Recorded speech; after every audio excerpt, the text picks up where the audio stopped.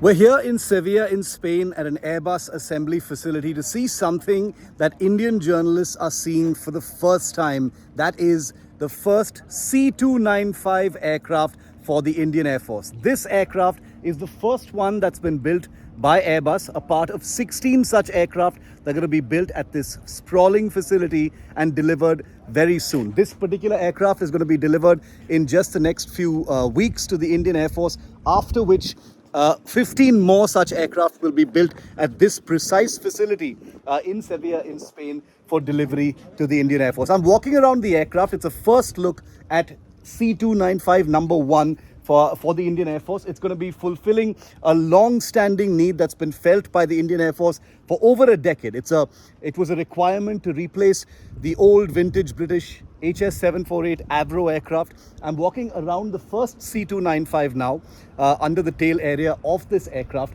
The important thing about the C295, remember, isn't the fact that the first 16 are going to be built here in Spain. And here on India Today, we've gotten first access to the aircraft, also because something very important is taking place back in India. 16 of these aircraft are going to be built here in Spain, but the other 40, as many of you will know if you've been watching India Today and my show, is that the other 40 are going to be built in Vadodara at a Tata facility.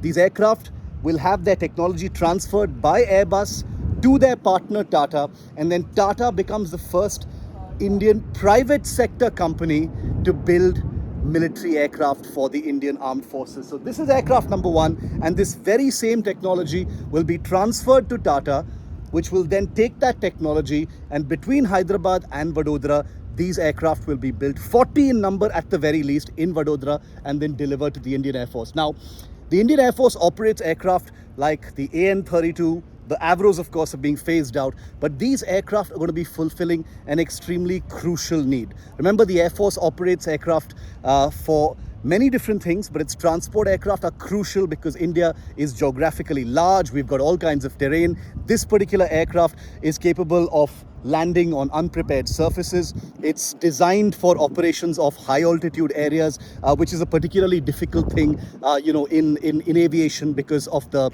thin atmosphere and the various other challenges. And remember, India has important, crucial air bases at high altitude, whether it is Leh, whether it is Thois.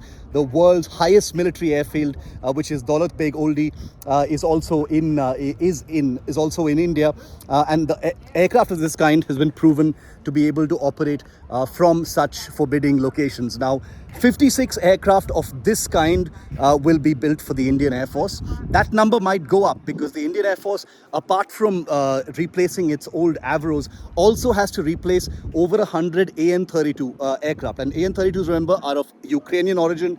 Great aircraft, they're workhorses of the Indian Air Force, but they are also aging and will need to be replaced by new generation transport aircraft of the kind that the C295 is. Whether or not that happens remains to be seen, but with an Indian factory churning out these aircraft between now and 2031, it stands to reason that this very same aircraft should actually replace the AN-32.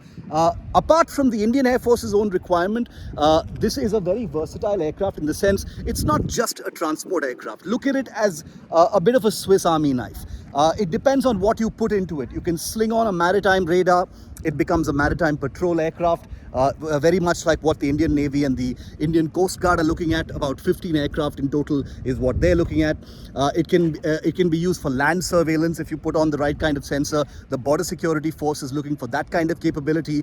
If you add passenger seats, you can convert it into a short-haul regional airliner. India needs many hundreds of those kind of thing.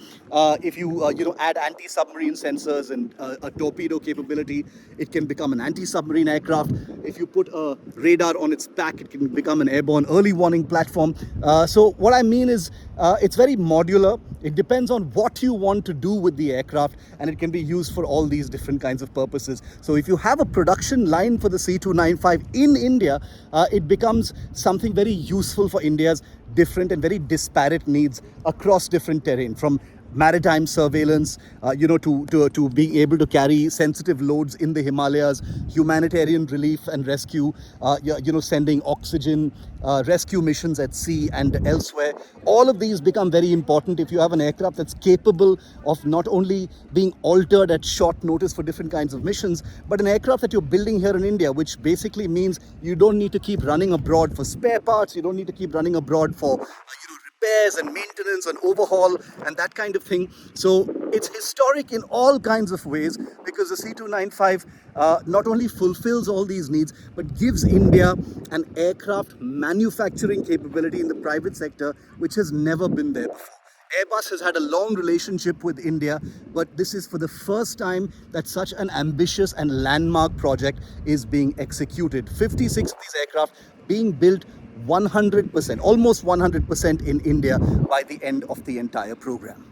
In Sevilla, Spain, this is Shiv Arur for India Today.